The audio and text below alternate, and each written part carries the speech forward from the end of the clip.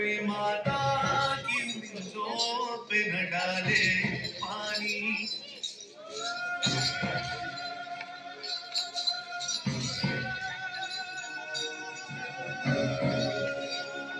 कोई माता की उंगलियों पे न डाले पानी। जिंदगी भर तो हमें बेच के काले पानी। जिंदगी भर तो हमें बेच के काले पानी।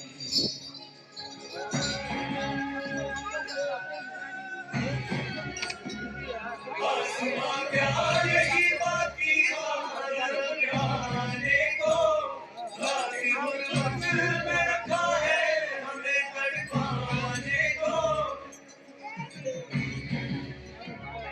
आसमां क्या यही बाकी था गजब ढाने को। लाठी गुर्बत में रखा है हमें तड़पाने को। आहा जिस घर में हम तैयार थे मर जाने को। जीते जी हमसे छुड़ाया है आजमाने को। जिंदगी भर तो हमें बेच के काले पानी। जिंदगी भर तो हमें बेच के काले पानी। कोई माता की गोद में डाले पानी। कोई माता की गोद में डाले पानी। जिंदगी भर तो हमें भेज के काले पानी। जिंदगी भर तो हमें भेज के काले पानी। जिंदगी भर तो हमें भेज के काले पानी।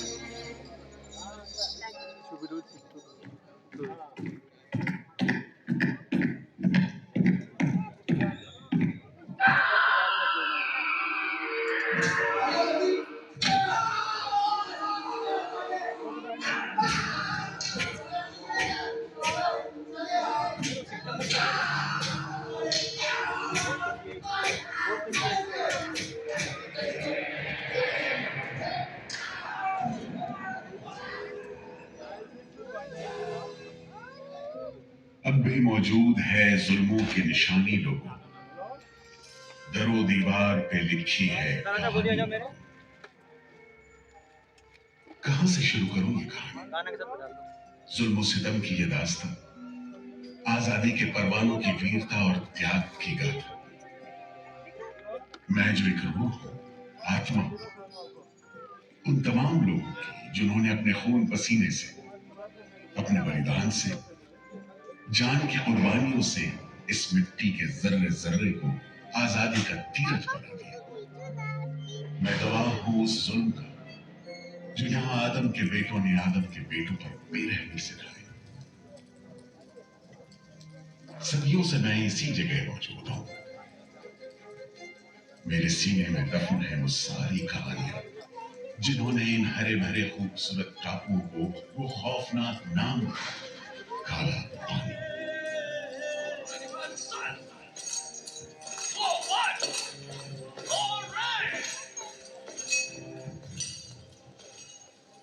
तो वहीं से शुरू करते, उसी हरियाली से जो कैद करने वालों के जुल्म और कैदियों के खून पसीने से बेदाग थे।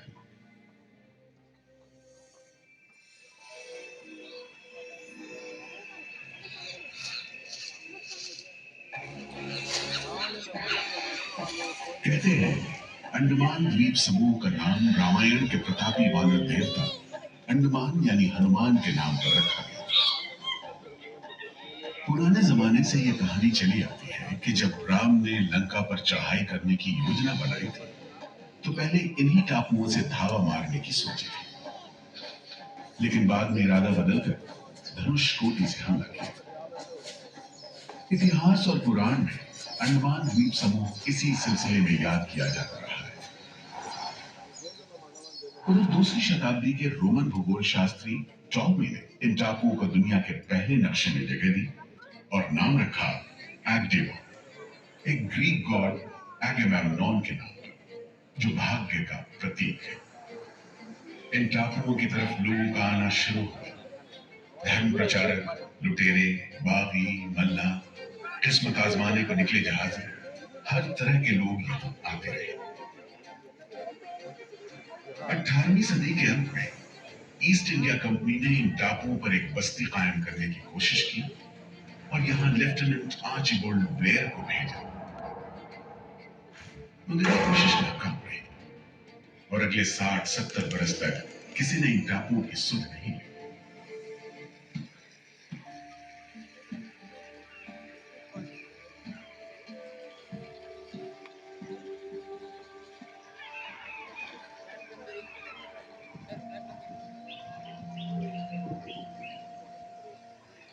प्राकृतिक खूबसूरती और शांत समुद्र के बीच जिंदगी की खामोश लहरें उठती और बैठ जाती। उगते सूरज के साथ पक्षी जागते और डूबते सूरज के साथ इन टापुओं पर जिंदगी सुकून से सो जाती। कि तभी भारत का पहला स्वाधीनता संग्राम यानी 1857 की आजादी की लड़ाई शुरू हुई।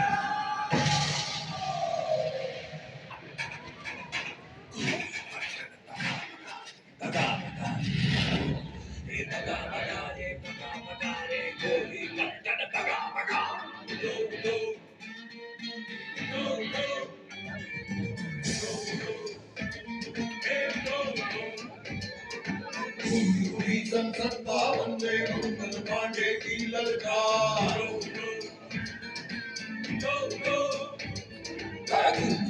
सन 57 में मंगल पांडे की ललकार। क्या करो भारत छोड़ो जाओ अपने देश से बाहर। रानी झांसी तात्या तोपे, रानी झांसी तात्या तोपे, राणाजी दिल्ली दरबार।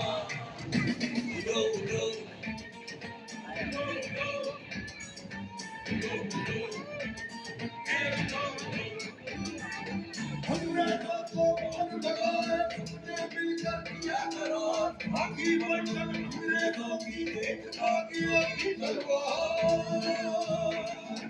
गोली मशाले आजादी की तोपे गरजे बारंबार।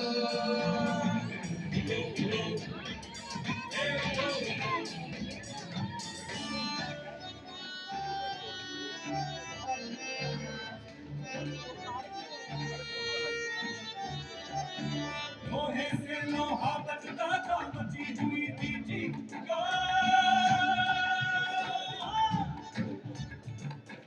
लोहे से लोहा बचता था, मची हुई थी जीत का। सुनो कंपनी वालों सुन लो, सुनो कंपनी वालों सुन लो, नहीं सहेंगे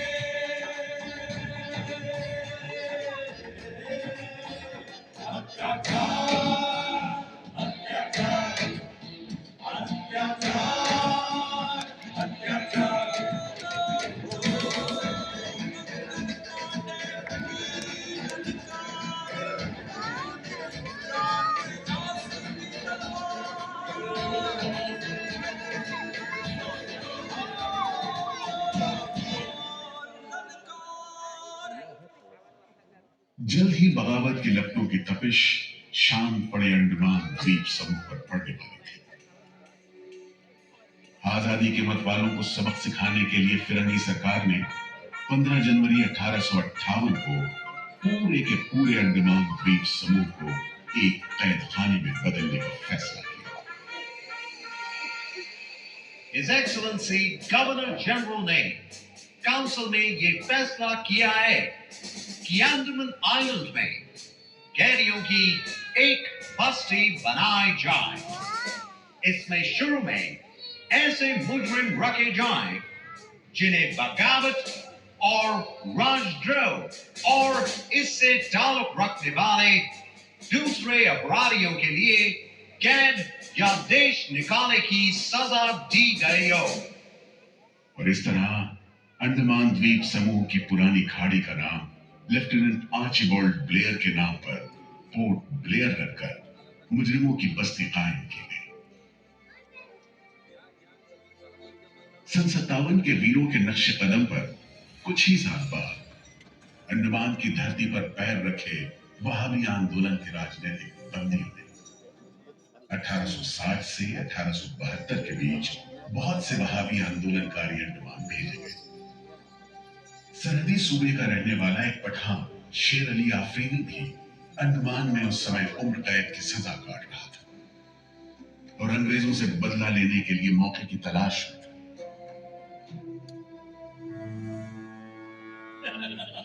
क्यों भाई शेर अली, तुम इस भीड़ भाड़ में कैसे?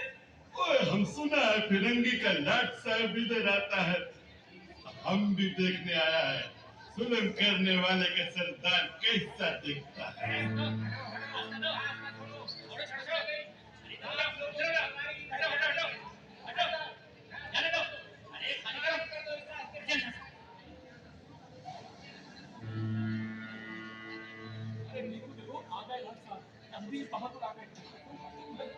मिस्टर बर्ड, मैं सोचता हूँ कि इस खूबसूरती के बीच रहने के लिए प्रिजनर होना भी मैं एक्सेप्ट कर लेता।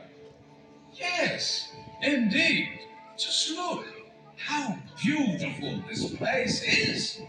ये prisoner लोग इस खूबसूरती को नहीं देखते, वरना इस टापू को prison नहीं स्वर्ग समझते। यस सर, आप ठीक कहते हैं। इधर आइए प्लीज। हम तुमको खत्म करने का फिरंगी जालिम कैदियों के साथ तुमको हैवानी सुलूक करता है, हम बर्दाश्त नहीं करेगा। पकड़ो इसको। शेर अली है सजा याफ्ता कैदी, सजा में रियायत पाकर नाई की दुकान चलाता है। जैसा कि होना था, शेर अली को फांसी हो गई।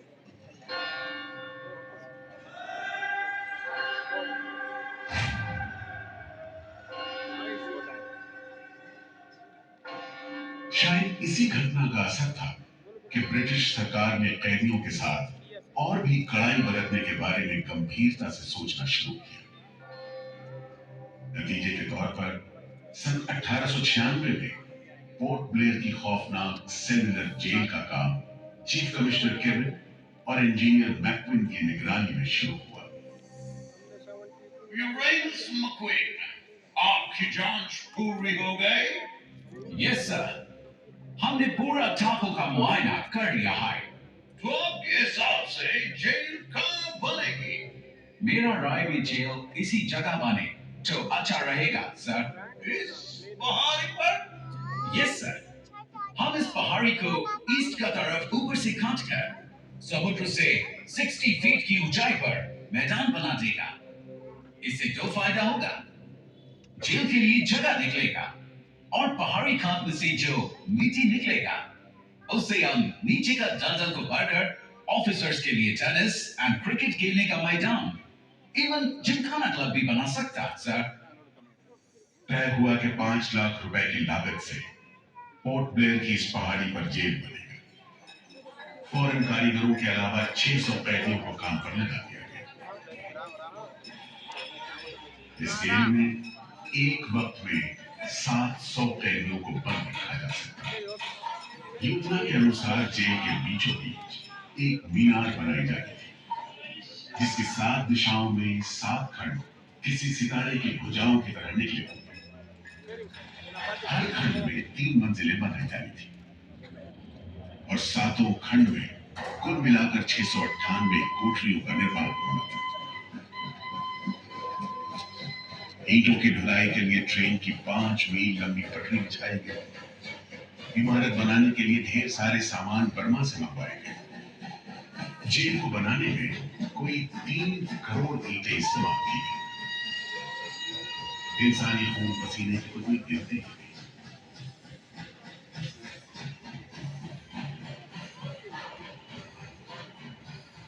सुबह दोपहर शाम रात घोड़े चलते रहे और काम होता रहा। दीवारें उठनी शुरू हो गई। आखिरकार 10 साल बाद सन 1906 में यह विशालकाय जेल तैयार हुई और यहीं से अंडमान के इतिहास का सबसे काला दौर शुरू हुआ।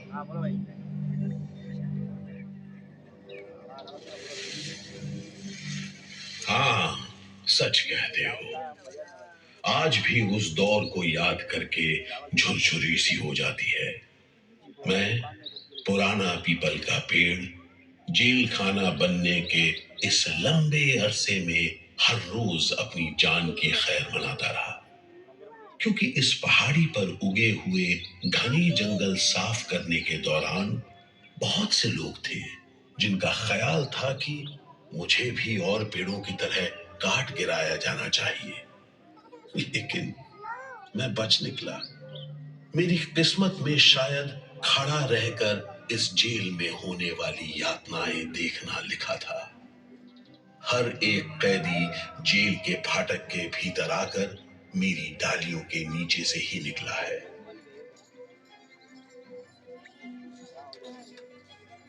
जैसे जैसे अंग्रेजी शासन के खिलाफ आजादी की मांग तेज हुई, ब्रिटिश सरकार ने सेलुलर जेल के फाटक हर छोटी बड़ी बात के लिए खोलने शुरू कर दिए। किसी ने पर्चा निकाला तो अंडमान जेल, किसी ने लेख लिखा तो अंडमान जेल। लेकिन जब आजादी की लौ दिल में चल रही हो तो लोगों को कब तक रोका जा सकता है? 20वीं सदी शुरू होते होते फिरंगी सरकार के खिलाफ जंग में तेजी आ गई।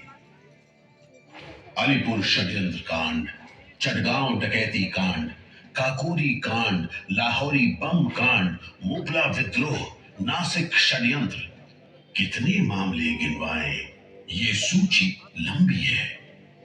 लिहाजा एक नए किस्म के अभियुक्तों ने अंडमान की सेल्युलर जेल में कदम रखा। ये नई किस्म थी क्रांतिकारियों की। क्या शानदार लोग थे। मस्ती में झूमते, गीत गाते जेल में कदम रख रहे थे, मानो जेल नहीं मंदिर जा रहे हो। आजादी के ये परवाने देश के कोने कोने से आए थे।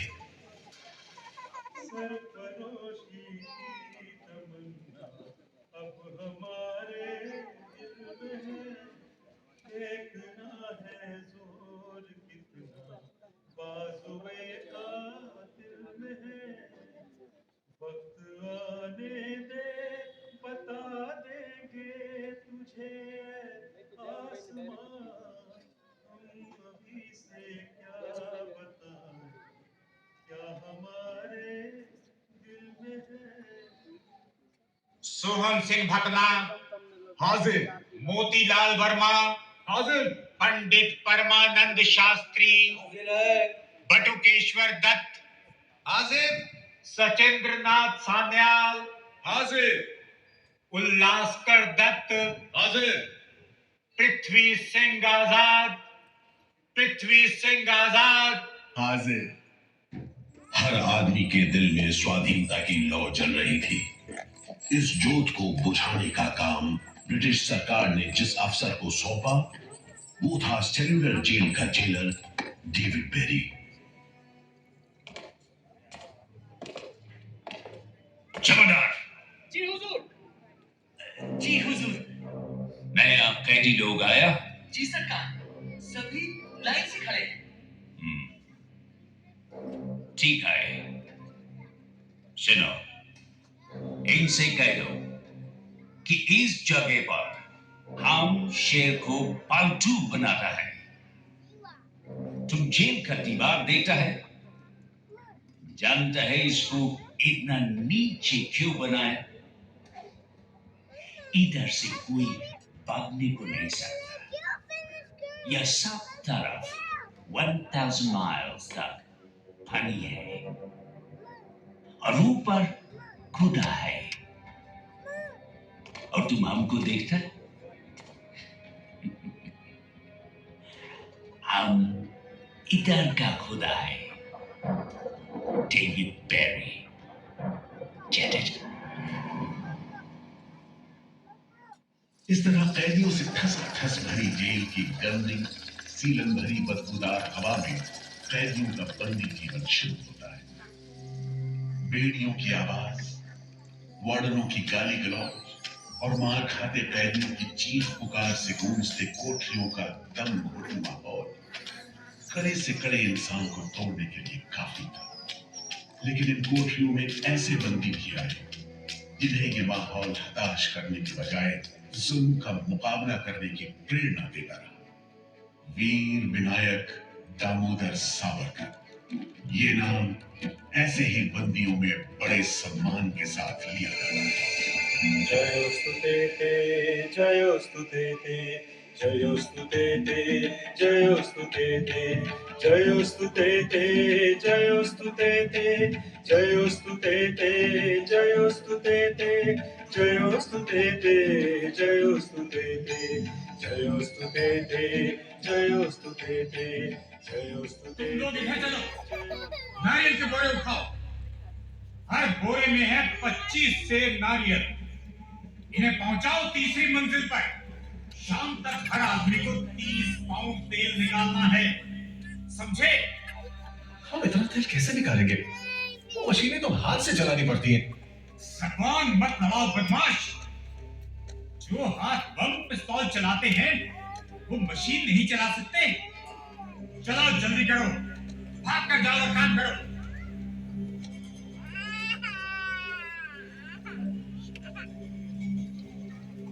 मेरा बात ध्यान से सुनो।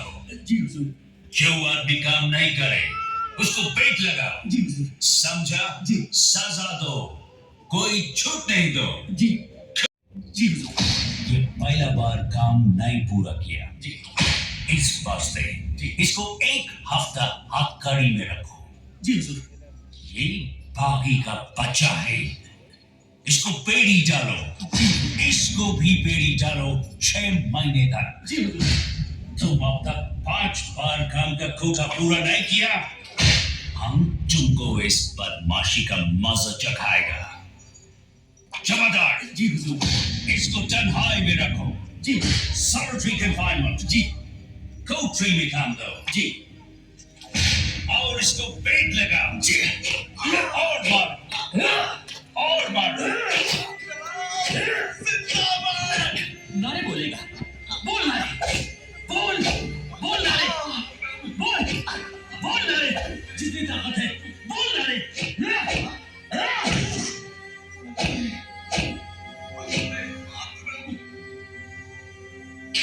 उल्हासकर दत्त ने इस सारी तकलीफ की दिल को छू देने वाली तस्वीर खींची है। हमारे गांव में तेल के लिए कोल्हू में बैल जोते जाते हैं। वो भी दिन में 10 से 12 सेर से ज्यादा तेल नहीं निकाल पाते। जेल में मुझे 2 और कैदियों के साथ बैल की जगह जोत दिया जाता था और हमें शाम तक 1 मन नारियल का तेल निकालने का काम सौंपा जाता। जमादार हमें दौड़ने पर मजबूर करते और रफ्तार धीमी होने पर कोड़े मारते। हर रोज न जाने हम कितनी बार लड़खड़ाते, गिरते और मार खाते, और ये सिलसिला निरंतर चलता रहा। हुजूर, ये काम करने से इनकार करता है। क्यों काम नहीं करेगा? जैसा बर्ताव ये जमादार करते हैं उसमें मैं काम नहीं करूंगा। मारपीट और सजा का नतीजा ये हुआ कि उल्हासकर ने 7 दिन के बाद खाना पीना और बात करना भी बंद कर दिया। वार्डनों का ख्याल था कि उल्हासकर पागल होते जा रहे हैं, लेकिन जेलर बेरी ने इसे नाटक बताते हुए उल्हासकर को बिजली के झटके लगाने का हुक्म दिया, जिसके बाद उल्हासकर 3 दिन और 3 रात बेहोश रहे। उसके बाद कहीं जाकर डॉक्टर को बुलाया गया।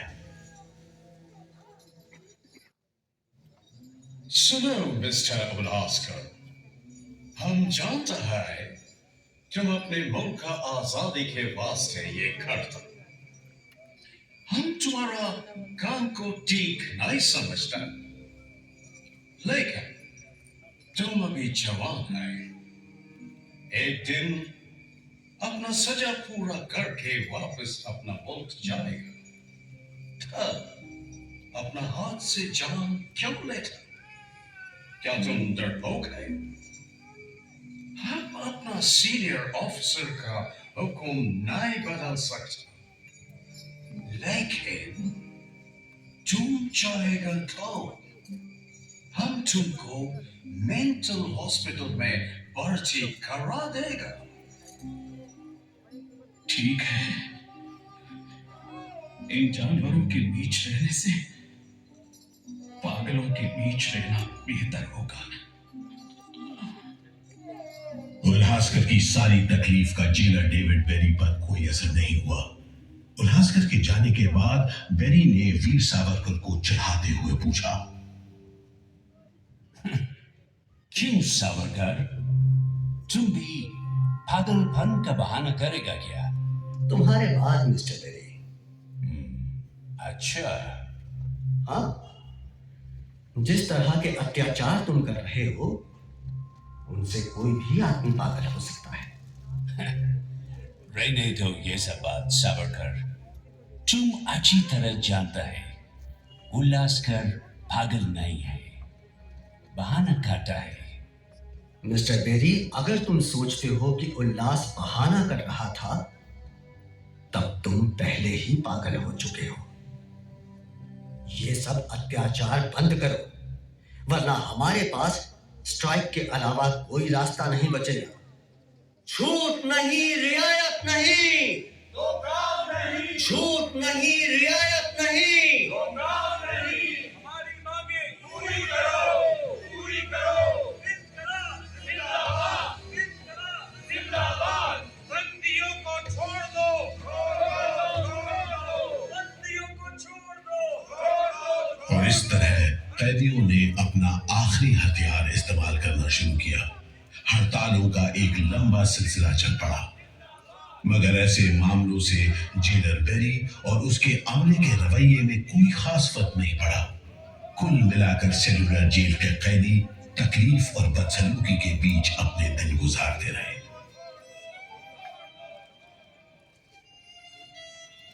मगर एक सुख का स्मरण ना करना नाइंसाफी होगी। वो सुख था बुलबुलों की चहक, उनका मधुर स्वर, उनके झुंड कल कल करते नारियल के टुकड़ों पर टूट पड़ते। गंभीर विचारों से मुक्ति पाने के लिए मैं मन को बलपूर्वक इन बुलबुलों की चहक में लगाए रखता। मैं अपनी भाषा उन्हें सिखाने में असमर्थ था। यदि सिखा पाता तो मैं उन्हें देश प्रेम के गीत सिखा देता, ताकि अगर कोई मेरी कोठरी खोजता हुआ आए तो लोग कहें कि जिसके सामने बुलबुल देश प्रेम के गीत गा रही हो वही सावरकर की कोठरी है।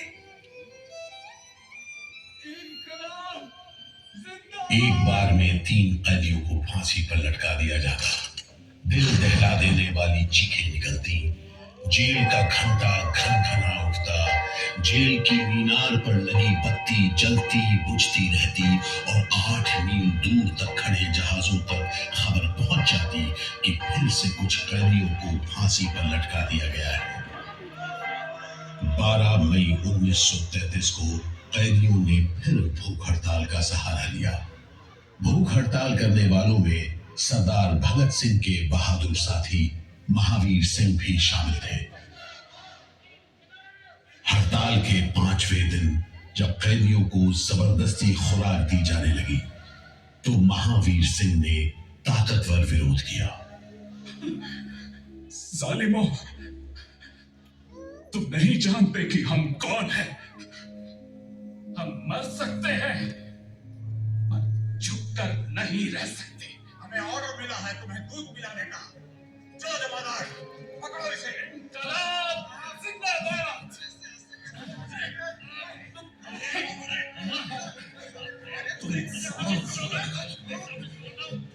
हम जबरदस्ती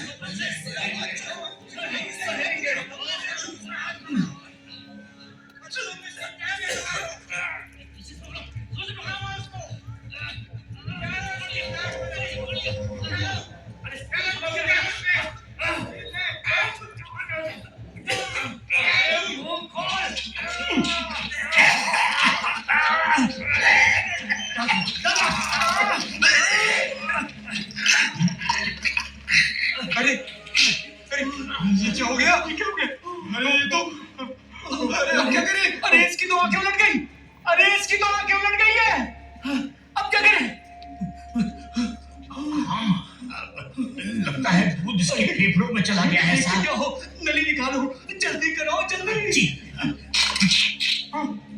इसकी तो सांस बंद हो गई, अब क्या होगा? होगा क्या? लाश को गुपचुप ठिकाने लगा दो, किसी को कानो कान खबर ना हो। मैं तो कहता हूँ साहब, इसकी लाश को बोरे में डालकर पत्थर से बांधकर समंदर में बहा दीजिए। किस्सा खत्म। चलो फिर ऐसा ही करो, झटपट ले जाओ उसे, झटपट ले जाओ। लेकिन ये खबर छिपी नहीं रह सकी। जब लोगों को पता चला तो देश भर में विरोध की भीषण लहर फैल गई।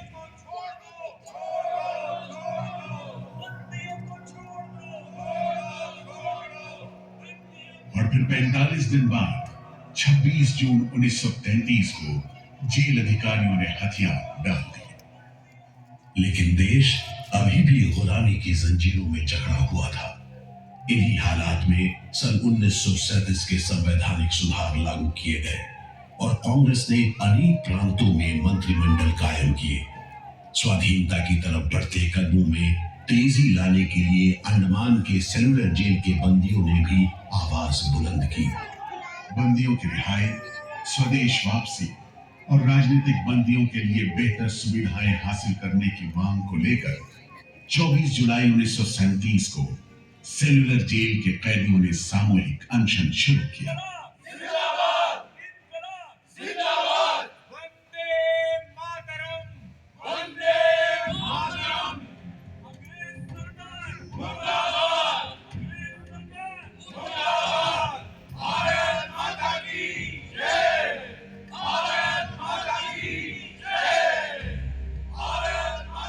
इस भूख हड़ताल का असर पूरे देश पर पड़ा। जगह जगह कैदियों के समर्थन में आंदोलन होने लगे। सारे देश के राजनीतिक बंदियों ने अनशन शुरू कर दिया।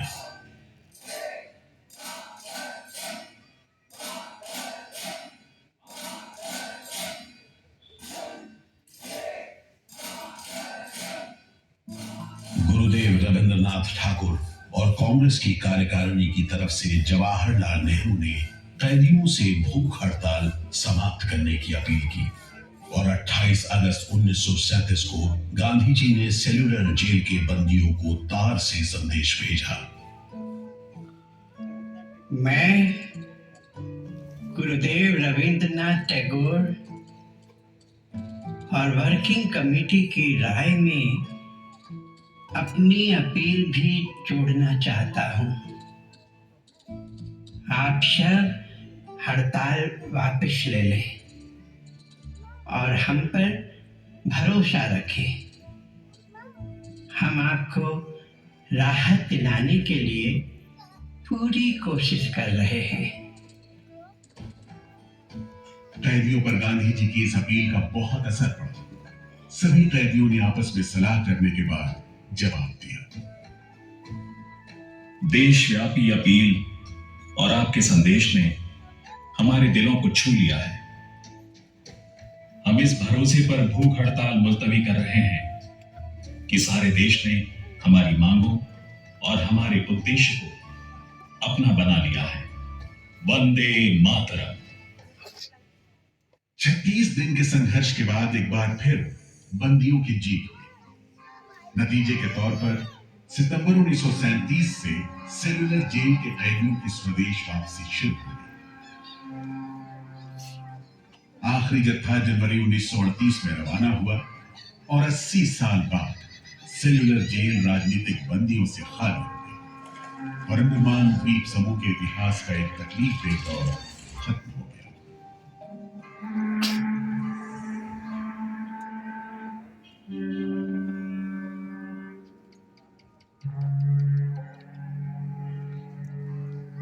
मगर एक और जालिम दौर शुरू होने वाला था।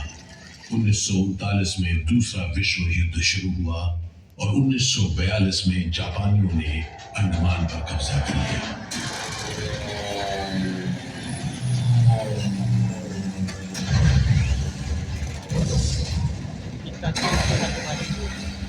हालांकि अंडमान पर जापानियों का कब्जा सिर्फ 3 साल रहा, लेकिन इस अरसे में ही उन्होंने काफी जुल्म ढाए। हर आदमी उनकी नजर में अंग्रेजों का जासूस था। हर रोज खेतों से, दूर दराज के गांव देहात से दसियों लोग पकड़े जाते और मौत के घाट उतारे जाते। बहुत से लोग तो खाने की कमी के कारण जहाज पर लाद कर दूर समंदर में फेंक दिए।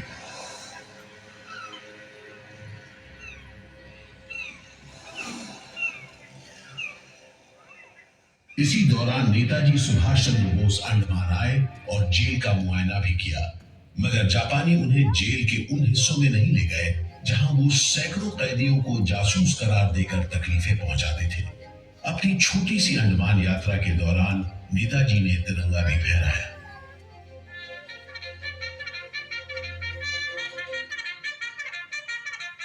अगस्त 1945 में दूसरा महायुद्ध समाप्त हुआ और 3 साल 6 महीने 15 दिन के कब्जे के बाद अक्टूबर 1945 में अंडमान की जापानी छावनी ने अंग्रेजों के आगे हथियार डाल दिए।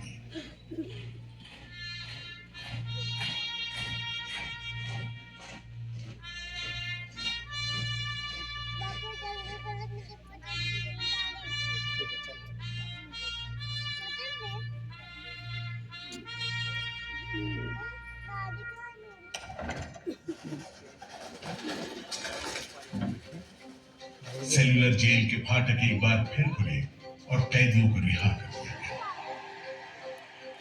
इसके बाद 2 साल के अंदर भारत में ब्रिटिश सरकार का शासन खत्म हो गया। अंडमान द्वीप समूह अब काला पानी के खौफनाक नाम से नहीं जाना जाता, लेकिन ये सारी तकलीफें जो आजादी के प्रेमियों ने यहां झेली, वो सारी कुर्बानियां जो देशभक्त वीरों ने यहां दी, आज भी देशवासियों के दिलो दिमाग पर छपी हुई है। इसीलिए अंडमान के भूतपूर्व राजनीतिक बंदियों के भातृत्व मंडल की इच्छा को स्वीकार करते हुए भारत सरकार ने 30 अप्रैल 1969 को घोषणा की कि सेलुलर जेल को राष्ट्रीय स्मारक के रूप में सुरक्षित रखा जाएगा। भारत की आजादी के दीवानों ने जो अमानवीय यातनाएं इस कारागार में सही, ताकि भारतवर्ष आजादी की उन्मुक्त हवाओं में सांस ले सके, उन बलिदानों को आने वाली पीढ़ियां भूल नहीं पाएंगी।